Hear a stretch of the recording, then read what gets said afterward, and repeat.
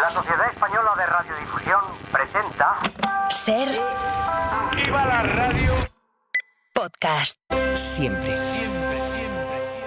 La primera vez que participa como apoderado o como interventor en unas elecciones, ¿la recuerda? ¿En qué año fue? ¿Se acuerda más o menos? Pues yo creo que fue en las elecciones siguientes a 1983. La Trastienda. Tal vez fue en el 87, pero siempre he participado. No lo he dejado hasta muy recientemente, el año pasado. Julio Guerra. José Luis lo ha dejado hace muy poco, pero lleva toda una vida siendo militante de los muy comprometidos con su partido, de los que no se ha perdido una sola cita en los colegios electorales como interventor o como apoderado. ¿Los partidos les llevan un bocadillo o algo, por lo menos, ya que se pasan ahí todo el día? Normalmente sí, que siempre, casi todos los partidos, salvo algunos que de alguna manera siempre traían hasta bandeja de pasteles, pero bueno, esos serán ya lo que son muy... Confiéseme, ¿qué partidos son los que mejor catering tienen el día de las elecciones? El PP, por supuesto. El Partido Popular siempre el que mejor, PP, ¿no? Hay que reconocerlo, que el PP tiene unos militantes muy disciplinados, tiene mucha presencia de interventores y de apoderados, y tiene un catering en condiciones. Pero bueno, esos son razones de peso y no otra cosa. No censuro por eso. ¿No le pedía usted a los de su partido, al Partido Socialista, que se estirase un poco?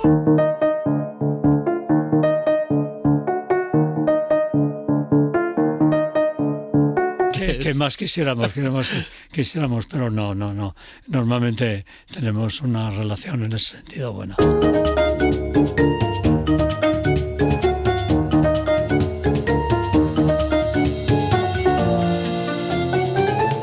La Trastienda de unas elecciones.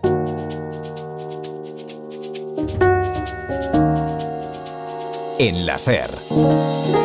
Hoy queremos conocer cómo se organizan unas elecciones, quiénes participan, cómo es una cobertura informativa en campaña. Nos quedamos con una espinita, eso sí, con las ganas de conocer la parte tecnológica, que saben que depende de la empresa Indra, pero nos dicen que antes de las elecciones ellos no dicen ni media palabra, por seguridad. En cualquier caso, tenemos una noche electoral por delante, larga, muy larga, porque los primeros resultados de estas elecciones no los vamos a conocer hasta ultimísima hora de la noche. Claudia Platero, hola. Hola, Julio, ¿cómo estás? Los colegios electorales han cerrado aquí en España hace nada, a las 8 de la tarde. Casi 60.000 mesas, 70.000 urnas, 59.000 cabinas de votación y 22.000 colegios electorales que cierran, como dices, a las 8, pero claro, hay que esperar por los demás países. El último colegio electoral en Europa cierra a las 11 de la noche en Italia, así que los primeros resultados provisionales se empezarán a conocer sobre las 11:30. Estas son las 10º elecciones europeas, las 9º en las que estamos nosotros, en las que participa España. Sí, empezaron a celebrarse en junio de 1979. Esta convocatoria, la de 2024, como dices, es la 10ª y se llevan celebrando desde el 6 de junio.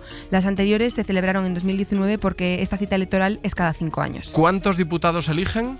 Pues en total se elegirán 720 diputados, que son 15 más que en las elecciones anteriores y que representarán a casi 450 millones de personas.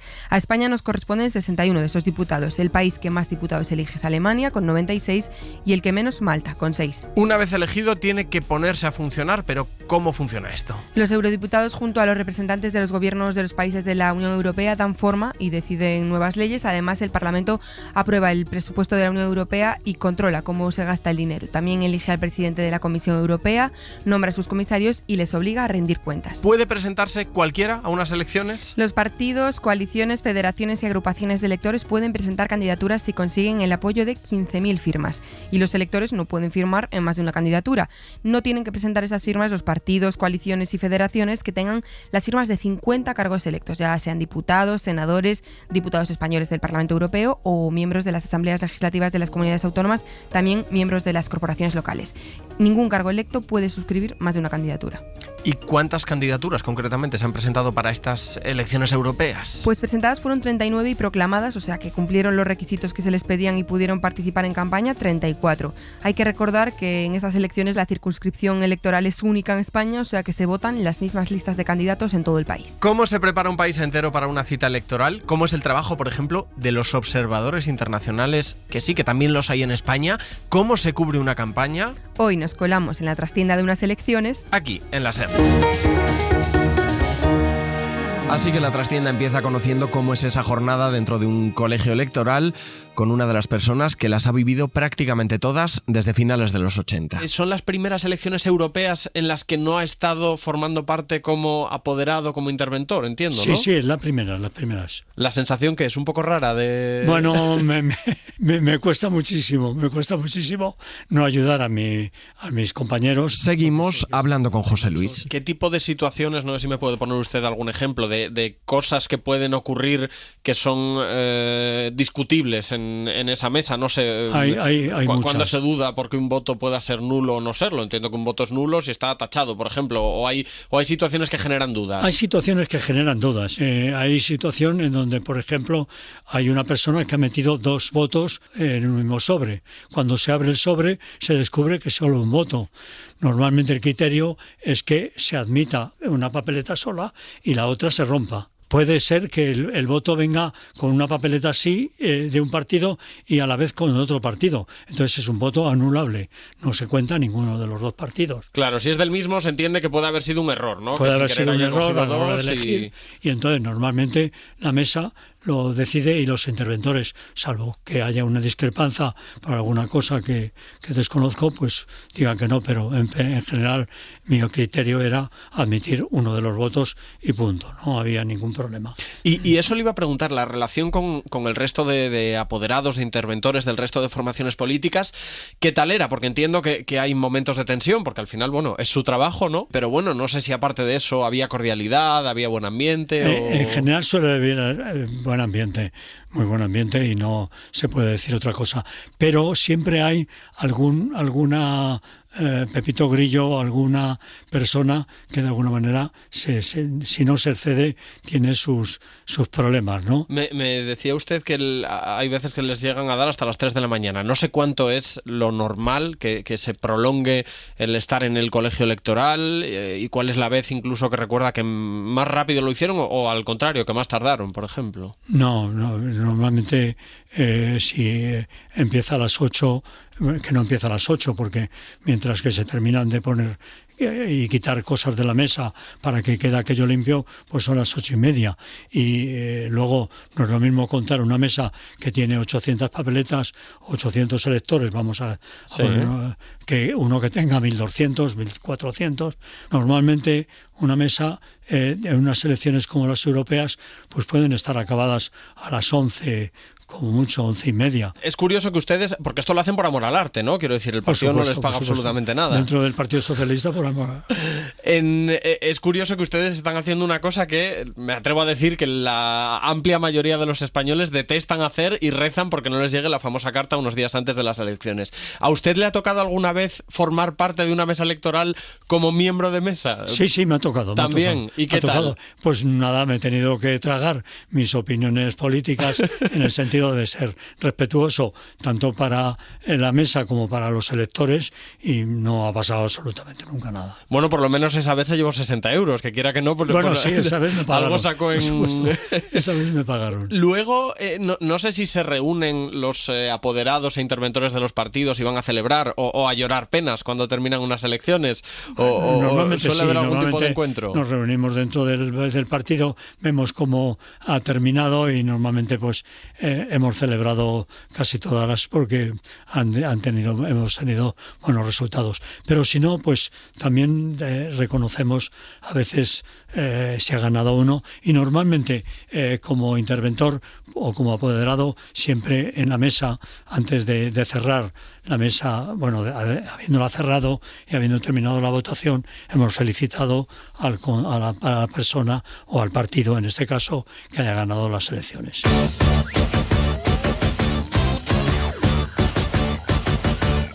Nada más que añadir, nada más que opinar. Todo a la deriva se incinera. Europa Superstar. Confiéseme, en su colegio electoral, en su mesa electoral, ¿quién suele ganar? ¿Ustedes cómo van, más o menos? Bueno, yo diría que ha habido 2 fases de esta época. Una, la democrática primera, en donde hemos ganado durante, pues yo creo que han sido 6 legislaturas, y después hemos perdido tanto las municipales como por las generales. Pero es que es un municipio como Las Rozas, en donde la renta per cápita pues es una de las mayores de España. ¿Qué voy a contar? No puedo decir otra cosa, nada más que respetar a los vecinos que viven allí, que es lo primero que debemos hacer todos. O sea que les suele tocar más dar la enhorabuena que recibirla, me temo, ¿no? Últimamente sí.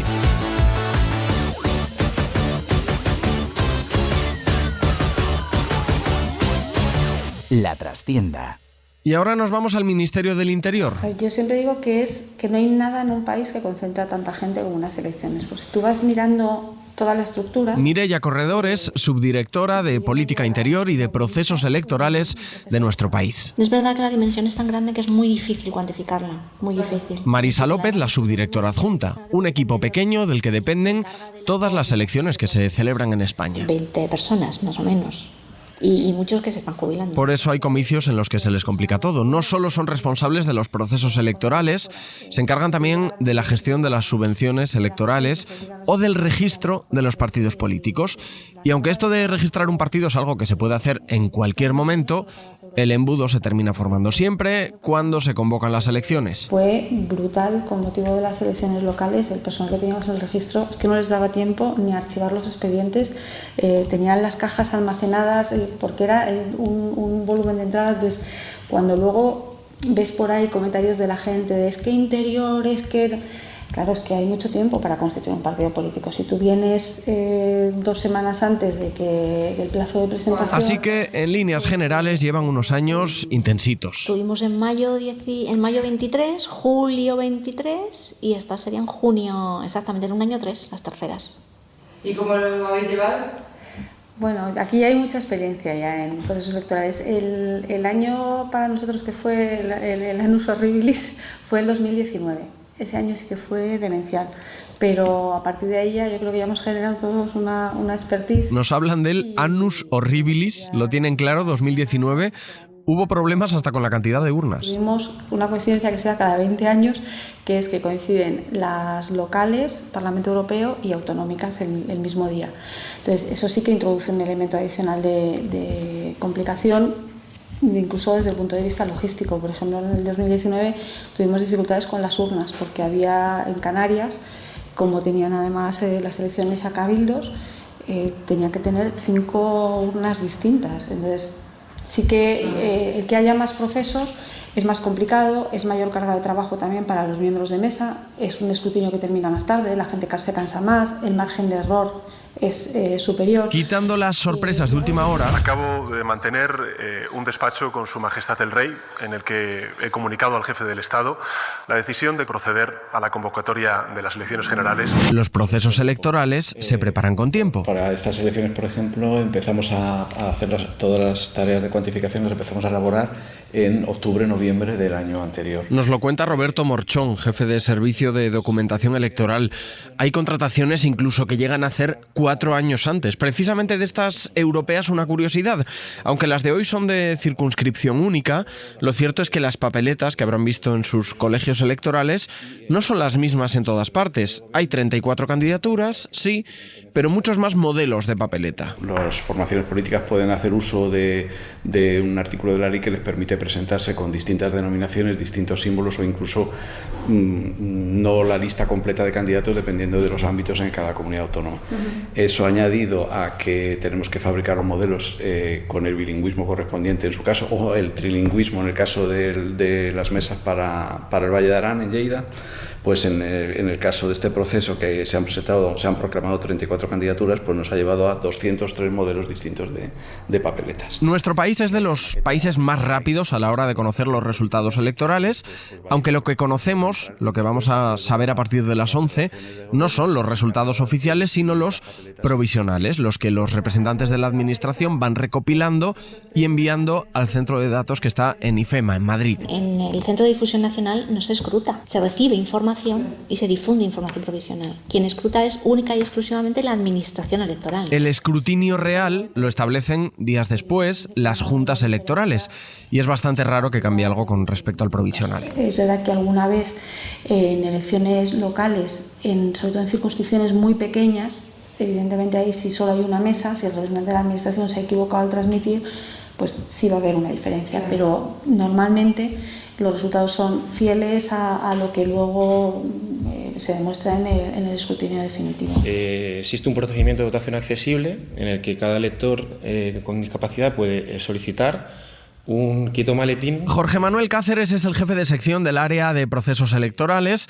Es el responsable de la accesibilidad, un punto muy importante por el que nos han llegado a pegar algún toque de atención observadores internacionales. Además de las campañas institucionales, que también se ofrecen tanto en lenguaje de signos, subtitulado y en audiodescripción. Y por esto hay cosas que han cambiado. Si se han fijado hoy votando, dentro de las cabinas ya no hay papeletas. De hecho, es que no puede haber papeletas dentro de una cabina. Siempre hay gente que dice, es que no hay papeletas en los casilleros, es que ya no tiene que haber papeletas en los casilleros, pues porque pues lo que sucedía, por ejemplo, era que personas que van en silla de ruedas no podían llegar a coger las papeletas. Entonces, bueno, pues ahora se ponen para que sean accesibles para todos. Sí que mantienen una repisa que sea regulable en altura para que puedan introducir el voto tranquilamente con la privacidad necesaria dentro de la cabina. Las personas con algún tipo de discapacidad a la que les toque formar parte de una mesa electoral pueden no hacerlo, pueden no ir, pero si quieren, se les facilita cualquier apoyo que necesiten. Ha habido un caso incluso en el que un presidente de mesa, creo que era presidente, fue una persona sordociega y la Junta Electoral entendió que había que prestarle el apoyo y ejerció su función a lo largo de toda la jornada electoral. ¿Se imprime el mismo número de papeletas de todos los partidos? Es evidente que el voto es libre y también es evidente que hay partidos que no van a conseguir ni un solo representante. La cuantificación la tienen que hacer las delegaciones de gobierno, que son las encargadas de la fabricación. Y es verdad que ellos tienden a hacer una relativa ponderación. Nunca puedes adoptar un criterio muy restrictivo porque en todos los colegios tiene que haber a lo largo de toda la jornada electoral todos los modelos de papeletas. Entonces no se puede asumir el riesgo de que de repente tengan que paralizar la votación porque falta la papeleta de una formación política. Sin embargo, es verdad que en algunos territorios sí que se entiende que los partidos que tienen a lo mejor un arraigo más local o más vinculado a una comunidad autónoma pueden tener menos demanda de esas papeletas en otros territorios que a lo mejor no tengan esa vinculación, pero siempre garantizando un mínimo necesario que es un mínimo muy elevado.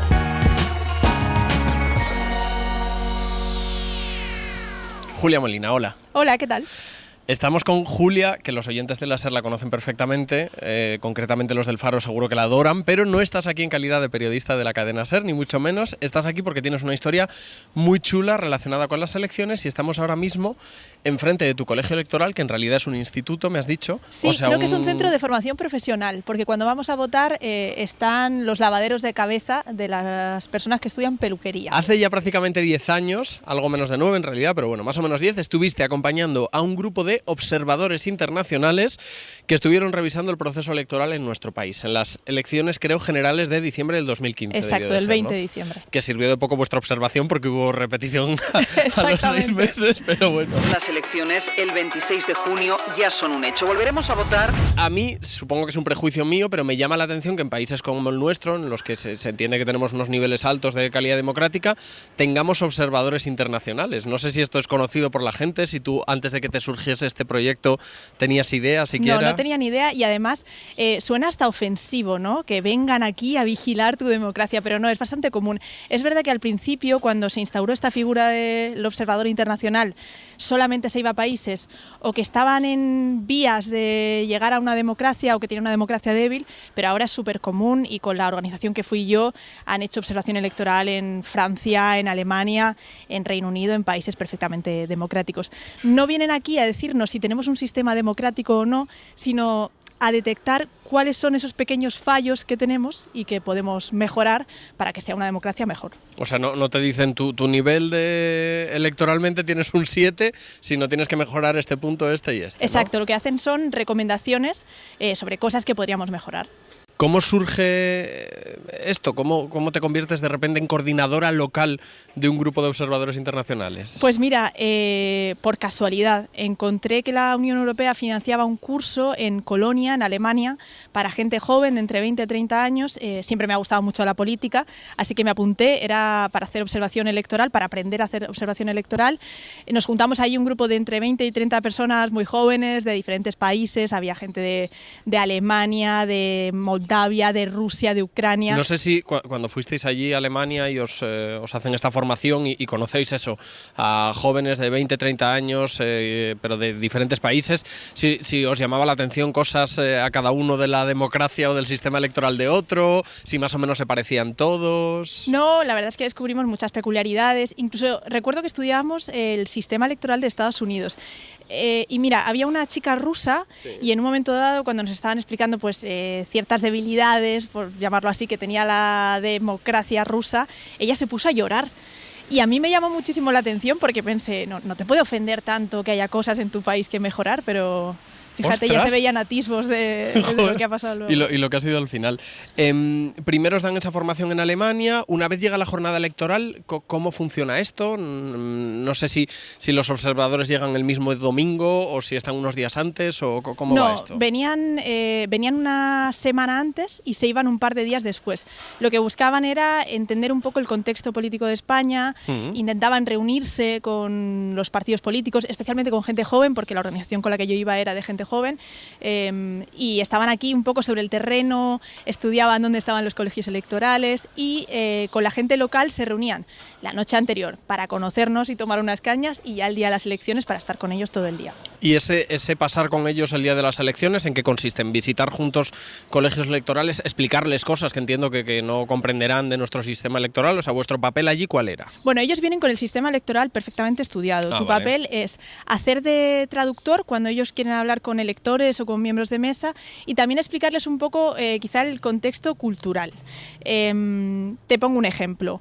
Cuando entraban en los colegios electorales, una de las cosas que más les llamó la atención es que la gente cogía las papeletas delante de todo el mundo, ¿no? Tú podías ver que si alguien estaba votando al PP, si alguien estaba votando al PSOE, y a ellos les parecía fatal porque casi nadie utilizaba las cabinas de votación.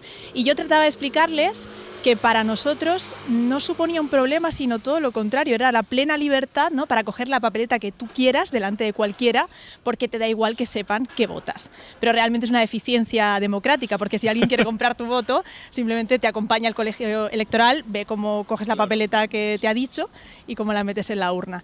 Entonces, yo les explicaba un poco ese contexto cultural y ellos también entrevistaban a gente que estaba votando, pues para cerciorarse de lo que yo decía coincidía con lo que decían ellos. Además, una cosa que aquí tenemos súper asimilada, ¿no? Que vas al colegio electoral y hay tres señoras diciendo, aquí está la del partido X, la del Y. Y tú incluso ves al vecino del piso de enfrente cómo coge su papeleta y piensas, sabía que votaba eso. 100% lo tenía clarísimo, es verdad.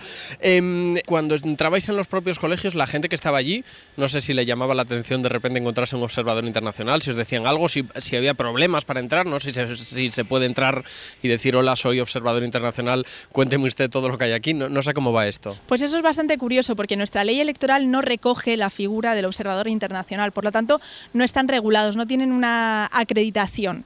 En su caso, ellos intentaron ponerse en contacto con la Junta Electoral Central, que los derivó al Ministerio de Interior, que a su vez los derivó otra vez de vuelta a la Junta Electoral, a las provinciales, lo intentaron de todas las formas y no los acreditaron. Por tanto, dependía un poco de la buena voluntad de la gente de los colegios electorales si quisiese dejarlos pasar o no. En principio deberían dejarlos pasar porque simplemente es gente observando cómo se vota. Es verdad que sí se sorprendían mucho, porque de repente ves un grupo, pues eso, de ucranianos, moldavos, franceses e ingleses viniendo aquí a preguntar, pues eso, ¿por qué no tenéis más cabinas en las que votar? ¿O dónde están las papeletas de todos los partidos?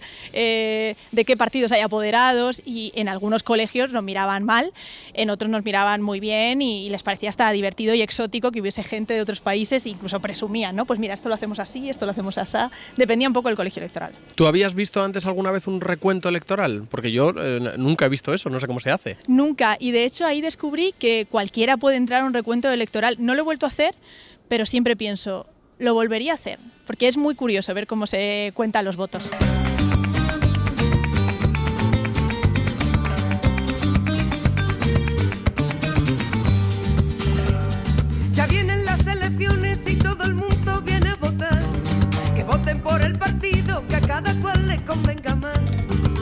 luego, como curiosidad, también pusieron en el informe que la gente de las mesas a la hora de comer salía, ¿no?, a la hora del café, a tomar el aire o lo que sea, y los colegios electorales se quedaban un poco vacíos. ¡Ostras! Eso también nos tiraron un poco las orejas por descansar en la hora de la siesta. Por favor, pero si están ahí 12 horas o no sé cuántas, pobre gente, bastante tiene. Desde luego, pero bueno, hay que decir que a ellos les llamó la atención. A mí no. ¿Repetirías, Julia Molina? ¿Volverías a pasar? Porque seguro que eres de las que si te llega la carta de que te toca presidenta de mesa te quejas, pero ¿volverías No me quejaría. Me encantaría ser presidenta de mesa, todavía no me han llamado. Seguro que me llamarán el día en el que tenga algo más importante que hacer, pero me encantaría. O sea, me parece alucinante el proceso electoral, me encanta.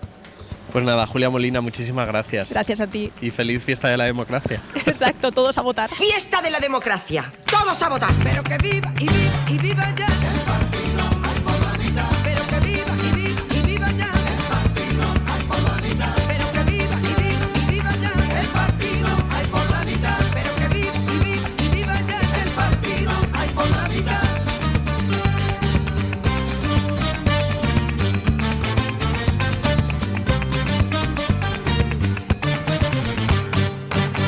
La trastienda de unas elecciones. Guillermo Lerma, jefe de Nacional de la cadena SER, buenas tardes. Hola, buenas tardes, Julio. Inma Carretero, jefa de Nacional del diario El País, muy buenas tardes. ¿Qué tal? Buenas tardes. A menos de una hora del cierre de los colegios electorales en Canarias hemos conseguido robarles unos minutos a dos de las personas que más trabajo tienen en este momento, que más trabajo van a tener a lo largo de toda la noche. No quiero hablar de participación, ni de sondeos, ni de análisis, nada de eso. Quiero que me contéis cómo es vuestro trabajo durante una campaña electoral. Lo primero, ¿qué tal? No sé si habéis llegado con fuerzas hasta aquí. Pues sí, bueno. A ver, hay que llegar con fuerzas porque nos queda el apretón, ¿no?, definitivo, el día de hoy y sobre todo la jornada electoral y sobre todo también lo que pasa a partir del lunes. Así que con fuerzas hay que llegar, hay que guardar un poquito. Y con esperanza de que se haya cerrado ya por fin el ciclo electoral, ¿no? Que no todo el mundo parece remar en esa dirección.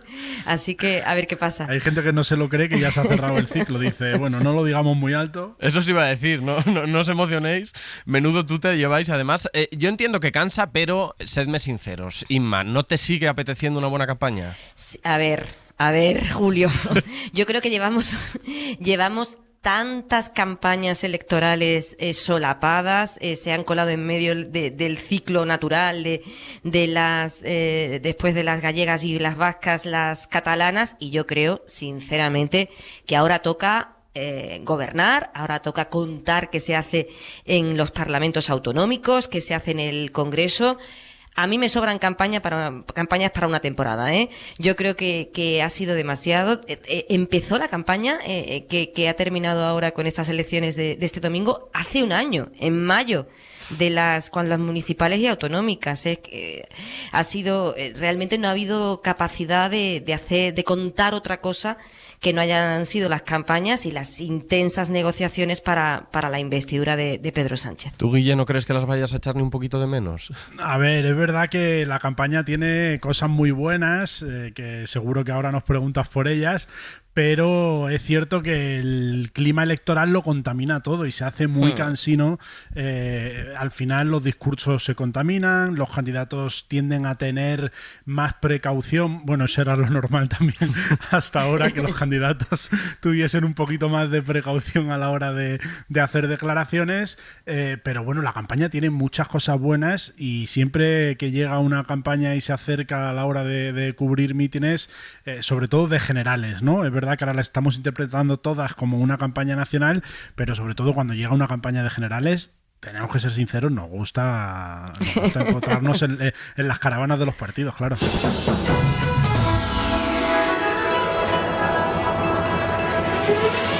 Es la sintonía electoral que teníamos aquí en la cadena SER hace unos años y es la sintonía con la que os estrenasteis los dos una noche electoral en estos micrófonos, 25 de mayo de 2014. Nos vamos a la sede de UPyD, de Unión, Progreso y Democracia. Guillermo Lerma. Guillermo, buenas noches. Hola, buenas noches. UPyD espera los resultados de esta jornada electoral con felicidad y buen ánimo. Rosa Díez está concentrada en este hotel junto al Congreso, acompañada por el cabeza de lista, Francisco Sosa, y la número 2, Maite Pagaza, también está rodeada por algunos familiares. Tú, Lerma, te estrenabas precisamente en unas elecciones europeas, ¿eh?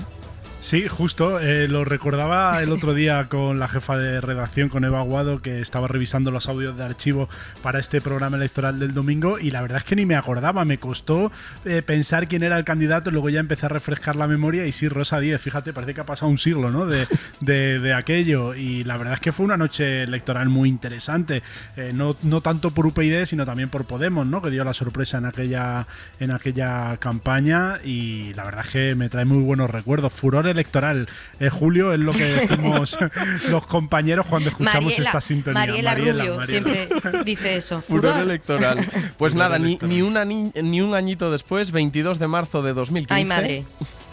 Pendiente del PSOE está Inma Carretero. ¿Qué tal, Inma? Buenas tardes. Buenas tardes. Por ahora las expectativas en el PSOE siguen intactas hasta conocer el recuento. Pedro Sánchez dijo el viernes en el mitin de cierre en Sevilla que la victoria en Andalucía sería la del PSOE en toda España, y a esta hora de la tarde en el partido se siguen moviendo en esos parámetros. En tu caso, Inma, elecciones andaluzas. ¿Te acordabas de esto? No, y no lo había vuelto a oír nunca, porque yo llevaba en la radio unos meses, o sea, había llegado en febrero anterior y no había hecho radio nunca, así que me hace ilusión que lo pongas, y eso efectivamente fueron unas elecciones andaluzas que conté desde la sede de Ferraz, desde la que después he contado todas las elecciones desde 2015, pero fue la primera vez que hacía una cobertura electoral para la cadena SER. A ver. Julio, a Inma, esto no lo va a contar ella porque no lo cuenta así como que era lo primero que hacía en la radio, pero Inma llegó a la radio, le dieron los trastos de la radio, el micrófono, la grabadora, y la lanzaron a la campaña electoral. Y ahí ella, perdió la virginidad de la radio con eso. Me fui con una maleta roja, una maleta gigante roja que me dio Emilio Arellano, millones de cables y de aparatos, y yo no sabía para qué servía nada. Y llegaba a los mítines, abría la maleta y mis compañeras, sobre todo de otras radios, cogían este cable, esto es para esto es para lo otro, y me organizaban y me montaban el equipo, el Nómada, que era un equipo que teníamos inmenso, que había que conectarle un montón de cables, y yo no tenía ni idea de para qué era eso. Por tanto, cuando me encontraba en algún meeting con un técnico de alguna emisora de la SER, lo abrazaba. O sea, porque solo me tenía que ocupar de algo que tampoco era una cuestión menor, de no ahogarme en directo, de respirar, de contar de forma breve lo que estaba ocurriendo, porque todo era nuevo para mí, pero la parte técnica era dificilísima en ese momento. Ahora nada, ahora lo contaremos luego si quieres, pero es que ahora las campañas son radicalmente distintas en ese sentido. Claro, porque Inma, tú te estrenabas en la SER en esas andaluzas, pero llevas muchísima trayectoria además detrás, muchísimas campañas electorales. ¿Cómo han cambiado con los años esas campañas? Bueno, muchísimo. Mi primera campaña en Andalucía fue en el año 2000 y 24 años después el mundo es otro. Por supuesto, hay un ecosistema mediático mucho más complejo, hay más medios, hay más partidos con posibilidades de obtener representación, porque hay una gran fragmentación política. Pero luego lo de hacer campaña es totalmente distinto. Para empezar, porque entonces no había trenes, o no había tantos trenes, tantos aves como hay ahora. Y entonces te tenías que montar en el autobús el primer día de la campaña, de la pegada de los carteles, y como mucho dormías en casa el día que la caravana pasaba por tu ciudad. Ahora es bastante más fácil ir y venir que entonces, pero ahí te despedías de tu familia y te ibas de 15 días fuera con toda la intensidad que eso suponía. Y luego no había medios digitales, así que en prensa, yo esa campaña la hice en Andalucía para un periódico, y en prensa íbamos a los actos con tranquilidad, tomábamos nuestras notas, y luego después de comer nos mandaban la maqueta a los compañeros que estaban en la redacción, la maqueta con la página que teníamos que escribir, y nosotros escribíamos en nuestros ordenadores, que eran gigantes y pesaban muchísimo, escribíamos al final del día la crónica, después de haberla pensado y repensado, y ahora no, ahora te pasas el día contando al minuto todo lo que ocurre, porque además de que tenemos todos edición digital y por supuesto la radio tiene la inmediatez, pero ya todo el mundo tiene prisa, pero es que encima competimos con las redes sociales. Los propios partidos políticos cuentan su campaña desde las redes sociales, y entonces son emisores directos de sus mensajes, y entonces esto es ya una locura, porque las campañas es un 24/7, ¿no? Toda la semana. Entonces, Guille, ya las campañas son otra cosa. Eso del viaje en autobús que os lleva a los mítines, los 15 días fuera de casa, todo esto ya es cosa del pasado, entiendo, ¿no? Sí, ha cambiado. Es verdad que se sigue haciendo, sobre todo, como decía, en la campaña de las generales, pero es verdad que ahora ya también muchos de los mítines los partidos los dan en directo por streaming. Eso permite que la redacción lo pueda seguir en remoto. O sea que eso ha hecho también, influye a la hora de decidir qué mítines se cubren y qué mítines no, aunque en las generales normalmente los partidos siguen poniendo autobuses de caravana. Os iba a preguntar cómo es la relación con los candidatos durante una campaña. No sé si permiten un trato más cercano o si es un poquito complicado esto. Bueno, yo creo que al final es inevitable que sea más cercano, porque le está siguiendo los pasos día tras día y durante varios actos. Entonces es inevitable que por mucho que el líder intente mantener o trasladar una imagen, que en ningún momento tú puedas percibir bien qué es lo que está pasando. El trato es más cercano de manera indudable, pero también es diferente, y esto quizás lo puede contar mejor Inma, un candidato que simplemente sea aspirante a ser presidente del gobierno, que con un candidato que ya está en el gobierno. Claro, no tiene nada que ver. Para empezar, por la seguridad, un presidente del gobierno lleva una seguridad muy importante. Llegar al mitin requiere un tiempo que tenemos que pasar los periodistas por el control de la policía, que es muchísimo más exhaustivo, y él, cuando terminan el acto, que lo vemos muy a menudo, saludando a los simpatizantes, haciéndose selfies y tal, pero va rodeado de policía. Y va con agendas, además, en muchos casos, agendas muy apretadas, porque es candidato, pero también hay otras obligaciones como presidente que complican todo. Y luego, realmente, esto también ha cambiado mucho a medida que la comunicación política se ha ido sofisticando.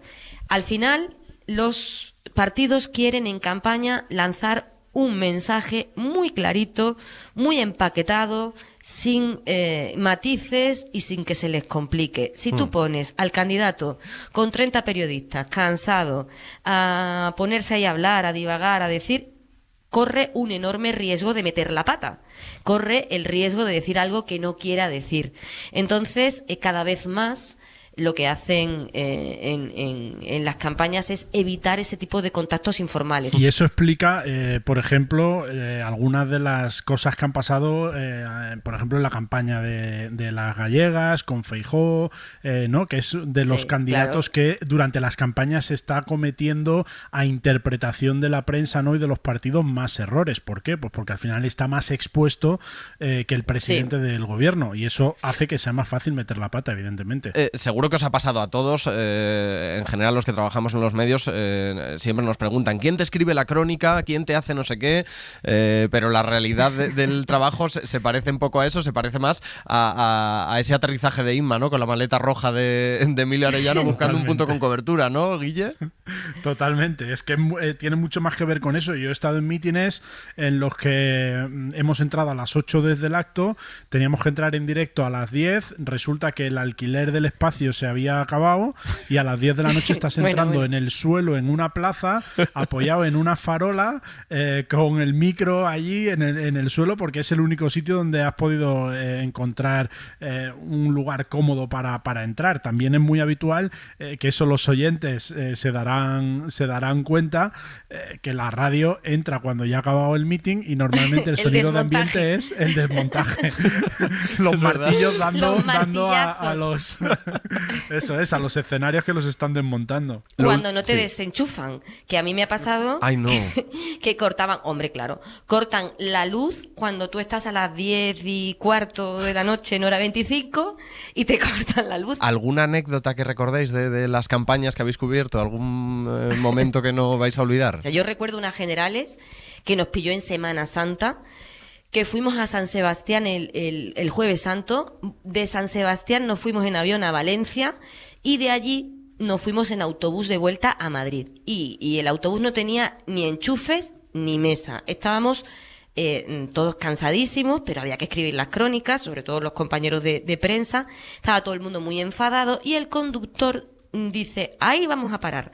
Nos paró en un restaurante de carretera que se llama Garisol, donde ponen unos torreznos que están buenísimos, y tenías que ver, Julio, cómo fue la toma del restaurante, los camioneros flipando con el desembarco de ordenadores, de cables, de trípodes, y Garisol es el nombre del grupo de WhatsApp que tenemos los compañeros que seguimos esa campaña, y nos seguimos ahí escribiendo y mandándonos pantallazos y cortes y cosas, porque en Garisol nos hartamos de torreznos, de café y de grabar crónicas y de... En fin.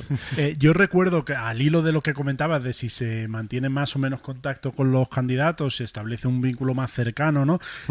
Una mañana, una campaña autonómica o de generales con Ciudadanos, Albert Rivera tenía una entrevista con Pepa Bueno en el Hoy por Hoy. Nosotros esa mañana empezamos a contar en la radio que la gente de su equipo, pues bueno, empezaba a decir que aquello de decir que a Mariano Rajoy no lo haría Ciudadanos presidente, pues que igual había que ir modulándolo porque veían que igual sí que había que hacerlo presidente. Y esa mañana yo dejé una crónica contando que había voces en Ciudadanos que creían que Rivera no estaba acertando con la idea de ser tan tajante de decir que con Rajoy no. Y Pepa Bueno lo primero que le pregunta a Albert Rivera es lo que yo había contado en la pieza. Acabamos de escuchar a nuestro compañero Guillermo Lerma como miembros de la ejecutiva de su partido le dicen que usted tendrá que rectificar y finalmente apoyar o abstenerse para que Rajoy sea presidente. Pues no lo sabía lo que dice Guillermo, pero ni me lo han dicho, pero en todo caso nosotros tenemos claro que hay que haber una nueva etapa política en España. Y Albert Rivera, pues no, nosotros estamos diciendo esto, y Pepa Bueno le insistía, bueno, es que Guillermo Lerma está contando aquí en la SER que hay voces de su equipo. Guillermo ha hablado con miembros de la ejecutiva. Bueno, pues ya se lo he dicho 3 veces, que no me he comentado nada. Le insistía 2 o 3 veces y le dijo, bueno, entonces, ¿qué pasa? ¿Que a ustedes la gente de su equipo no le dicen lo que sí le dicen a Guillermo Lerma? Total, que Albert Rivera salió como muy harto de esa entrevista y ese día se subía al autobús de la caravana con los periodistas. Ay. Y subió con un paquete de sobaos pasiegos al autobús porque estábamos en Cantabria, y mis compañeros que sabían lo que había pasado me dejaron justo el asiento al lado de Albert Rivera, y Rivera subió al autobús con los sobaos, y al primero al que le dio un sobao pasiego, no había un café donde mojar ese sobao, fue a mí. Y me miró y hizo un gesto como diciendo, no hay nada donde mojarlo, a ver si se te atraganta un poquito el sobao pasiego. Y ahí esa foto está porque fue una foto que de campaña que ilustró las crónicas de Ciudadanos ese día, y la guardo con mucho cariño porque fue una de las primeras campañas y una de las anécdotas de las que te acuerdas siempre. Guillermo Lerma, jefe de nacional de la cadena SER, Inma Carretero, jefa de nacional del diario El País, muchísimas gracias por haber estado con nosotros. Un beso gracias fuerte. A ti, Julio. Encantada. La trastienda de las marcas. Fernando de Córdoba. Quizá llamar marcas a las formaciones políticas que se presentan hoy a las elecciones no es lo más preciso, pero sí son marcas, algunas consolidadísimas, otras sí que tienen más de One Hit Wonder. Fernando, hola. Hola, buenas tardes. Pues mira, vamos a empezar por el PP, porque si te digo marca del PP, ¿qué se te viene a la cabeza? A ver, en primer lugar, evidentemente, este sonido. El mejor himno de la historia, no admito ninguna discusión en este tema. Luego, por supuesto, la gaviota, que no es una gaviota, ¿no? Bueno, has traído los deberes hechos. Mira, vamos a empezar con este tema, el de la gaviota, porque efectivamente el animal que aparece en el logo del PP no es una gaviota, es un charrán. Este diseño lo propuso un señor que se llama Fernando Martínez Vidal, que era militante del PP, y en 1989, cuando se enteró de que Manuel Fraga buscaba logo para el nuevo rebranding de Alianza Popular, pues le propuso el nombre Partido Popular bajo la silueta de un charrán que volando simboliza la libertad. No le hicieron mucho caso porque todo el mundo, incluso en el propio Partido Popular, encontraba gente que habla de la gaviota, lo del charrán. Totalmente, es que incluso en los estatutos del PP se habla de la gaviota, pero bueno. Martínez Vidal no se cansa de repetir que no es una gaviota, porque las gaviotas son aves carroñeras que vuelan bajo y comen basura, y por lo que sea, pues no se quieren asociar a eso. Los charranes, sin embargo, pues tienen un vuelo más ágil, más alto, y eso pues encaja mejor con un partido político. Hablando de volar alto, volar lejos, el diseñador del logo del PP voló, no sé si lejos, pero voló del PP, ¿no? No, lejos no, porque tras unos años siendo concejal y diputado en Madrid, pues consideró que el puesto que le ofrecían para una lista electoral no era muy bueno y se hizo portabilidad a Vox. Hablábamos de la melodía del PP. ¿Qué me cuentas de la melodía? O del himno, del mejor himno de la historia. Yo te lo pongo así, luego tú ya me cuentas. Pues mira, lo más obvio es que esta es la melodía más pegadiza del mundo. Yo creo que es imposible escucharla y que no te pases una semana tarareándola, aunque seas, yo qué sé, Alberto Garzón. Seguro que le ponen en el coche este himno y llega a un mitin de no. Deberíamos de haberle preguntado. Acabamos de escuchar la versión municipal, pero es que hay un montón de versiones. Por ejemplo, esta que te voy a poner ahora es versión merengue latino. Si me preguntas, la mejor de todas, pero bueno. ¿De dónde sale esta pieza icónica de la política española? Pues detrás de esta pieza también hay un creador, en este caso Manuel Pacho, que es un compositor que yo te diría que está especializado, ¿cómo decirlo?, en temazos. Vacaciones Santillana, vacaciones Santillana. Papillas culé, vale, vale, vale, va. Tenemos chica nueva en la oficina, que se llama Farala y es divina. Pues como decíamos, este hombre, Pacho, es el responsable también de varias canciones de Cortilandia. Bueno, y del himno del Partido Popular ha compuesto 28 versiones. Ya hemos escuchado una, pero es que también tiene en tecno, en bachata. Bueno. Venga, tenemos ya el PP, vamos al PSOE. Si con el Partido Popular tenemos claro que el icono es el himno, con el PSOE es el puño y la rosa, ¿no? Totalmente, el puño y la rosa son incluso más icónicos, yo diría, que el pájaro, el charrán del PP. Pero ¿tú sabías que en realidad no fueron el símbolo del partido hasta el año 77? ¿Y qué había entonces o cómo era el logotipo, si era el logotipo o lo que fuese? Pues desde su fundación hasta el año 77, el símbolo del PSOE era un yunque con un tintero y una pluma encima. La idea del símbolo era mostrar la unión de todos los trabajadores, tanto de los que tenían un trabajo más físico, por el yunque, como de los que tenían un trabajo más intelectual, por la pluma. ¿Y exactamente por qué lo cambian o quién y cómo y por qué decide cambiar esto? Pues en los años 70 el PSOE buscaba una nueva imagen después de varias décadas en la clandestinidad durante la dictadura, y aunque es verdad que en un principio pensaron en mantener estilizado este símbolo, bueno, al final lo que hicieron fue fijarse en lo que estaban haciendo otros socialistas europeos. ¿Y qué estaban haciendo? Pues el Partido Socialista francés en el año 71, hacía poquito por aquel entonces, habían adoptado un puño y una rosa. Y la versión española, que diseñó Cruz Novillo, pues también adopta este mismo icono. Y lo que hizo fue cambiar la mano con la que se agarra la rosa. En el país vecino, en Francia, el puño que agarra la rosa es el derecho, pero en España es el izquierdo. ¿Por qué? Pues porque la idea era diferenciarse del Partido Comunista, que saluda con el puño izquierdo en alto. ¿Y por qué eligen el puño y la rosa? Pues mira, por una explicación bastante parecida a la del yunque y la pluma. Si el yunque y la pluma eran la unión de los dos tipos de trabajo, el puño y la rosa lo que hacen es unir dos conceptos, el socialismo y la libertad, la clase trabajadora y el pacifismo. Y aunque lo han retocado varias veces a lo largo de los años, le han puesto con color, en blanco y negro, metido en una cajita, suelto, con una rayita, lo cierto es que el símbolo del puño y la rosa que creó Cruz Novillo siguen totalmente vigentes. Otra cosa que caracteriza a los partidos políticos aquí en España, los colores en la política son, entiendo que bastante importantes, ¿no? Sí, es curioso además porque hay categorías en las que el color es el mismo para todos. En el mundo del branding, pues yo qué sé, si tú vas a hacer una leche sin lactosa, lo normal es que pongas el envase morado. Si vas a hacer una cerveza sin alcohol, lo normal es que pongas el envase azul. Pero en otros sectores es más común que cada uno de los competidores tenga un color asignado. Esto es lo que sucede también en la política, ¿no? Es un poco raro que llegue un partido que intente utilizar un color que ya está utilizando otro. A ver, también es verdad que ahora hay tantísimos partidos que ya hay que buscar como los matices, ¿no? Más País me dijiste que es, a ver si tengo el nombre, verde aguamarina. Aguamarina, sí. Porque el otro verde, claro. Es que el uso del rojo progresista y azul conservador en Europa es lo tradicional. Viene pues de partidos de hace siglos, antiguas tradiciones. Luego hay otras convenciones, como por ejemplo, ya a nivel europeo, que es de lo que estamos hablando hoy, como que los partidos verdes son valga redundancia, verdes, o que los liberales suelen utilizar el amarillo, pero esto no encaja en todos los países. En España, por ejemplo, no teníamos un partido verde fuerte, entonces fue la ultraderecha la que se quedó con este color, que además hace un guiño porque durante las épocas republicanas había muchos monárquicos que vestían con corbata verde, y verde son las siglas de Viva el Rey de España. Entonces, bueno, se dice que puede ser un poco por eso, o por ejemplo, en España los partidos liberales no utilizan el amarillo porque se quedó muy ligado al independentismo y queda un poco raro que partidos de otra ideología pues lo quieran utilizar. O por ejemplo, Podemos pues tiene un color morado muy representativo, que al principio era verde, por cierto, pero el morado tiene mucha relación también con movimientos progresistas y feministas. Fernando de Córdoba, @gamusino en Twitter, muchísimas gracias. Nos queda todavía verano. En el próximo creo que te voy a llevar a un festival. ¡Uy, qué guay! Un programa de Julio Guerra con la producción de Claudia Platero. Welkom in Europa, blijf hier tot ik dood ga. Europa, pa, Europa, pa. Y en el próximo episodio, 24 conciertos en un fin de semana. El gran plan del verano. ¿Cómo se pone en marcha un festival de música?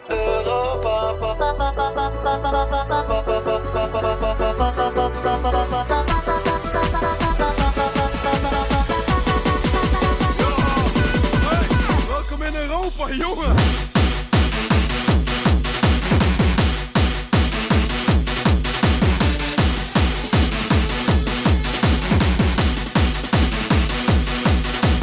Para no perderte ningún episodio, síguenos en la aplicación o la web de la SER, Podium Podcast o tu plataforma de audio favorita.